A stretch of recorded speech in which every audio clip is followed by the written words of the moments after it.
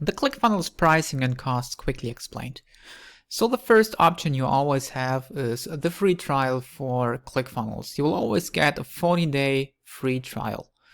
If you finished your trial, you can pick one of two plans basically.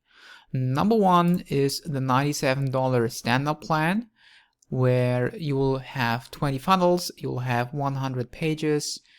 The amount of visitors is limited to 20,000 and you can connect up to 3 domains. The ClickFunnels Platinum is the enterprise package. You will have basically an unlimited amount of everything else, and you can connect 9 domains, and also you will have backpack and the follow-up funnel feature.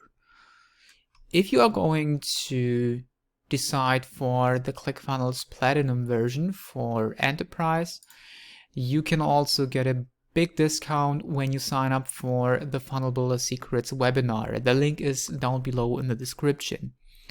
If you watch the webinar, you will get an offer that you can use ClickFunnels for 6 months for $1,997. That usually would be about $1,800, but you will get a couple of bonuses which are worth more than the price.